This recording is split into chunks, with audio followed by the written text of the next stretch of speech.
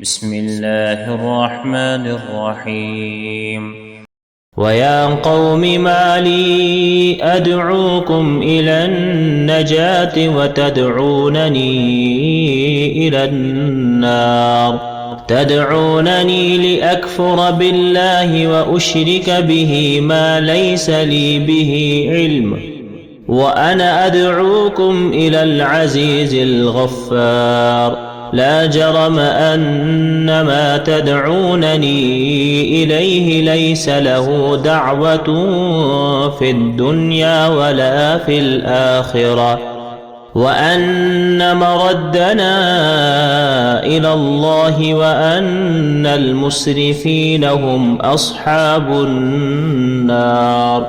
فستذكرون ما أقول لكم وأفوض أمري إلى الله إن الله بصير بالعباد فوقاه الله سيئات ما مكروا وحاق بآل فرعون سوء العذاب النار يعرضون عليها غدوا وعشيا ويوم تقوم الساعة أدخلوا آل فرعون أشد العذاب وإذ يتحاجون في النار فيقول الضعفاء للذين استكبروا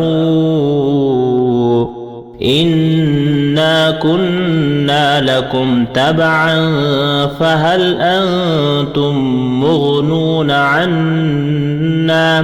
فهل أنتم مغنون عنا نصيبا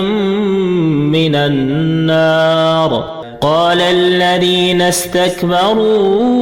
إنا كل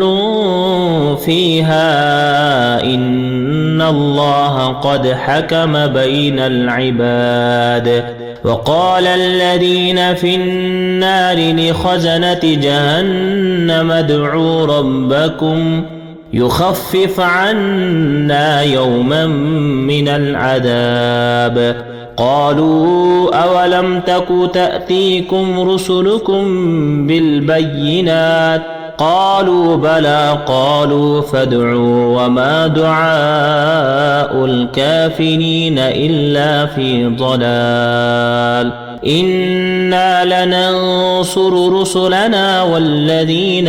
آمنوا في الحياة الدنيا ويوم يقوم الأشهاد يوم لا ينفع الظالمين معذرتهم ولهم اللعنة ولهم سوء الدار ولقد آتينا موسى الهدى وأورثنا بني إسرائيل الكتاب هدى وذكرى لأولي الألباب فاصبر إن وعد الله حق واستغفر لذنبك وسبح بحمد ربك بالعشي والإبكار إن الذين يجادلون في آيات الله بغير سلطان أتاهم إن في صدورهم إلا كبر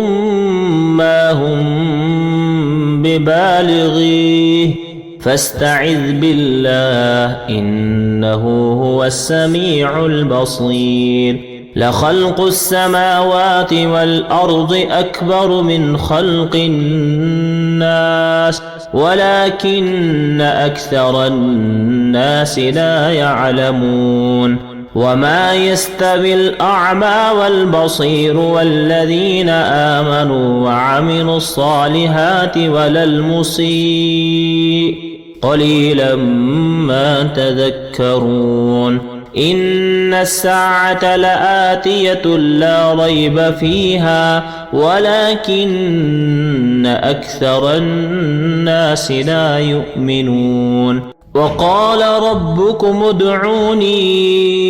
أستجب لكم إن الذين يستكبرون عن عبادتي سيدخلون جهنم داخرين. الله الذي جعل لكم الليل لتسكنوا فيه والنهار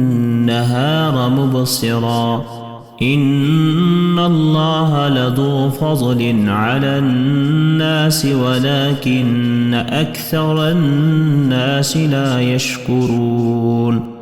ذلكم الله ربكم خالق كل شيء لا إله إلا هو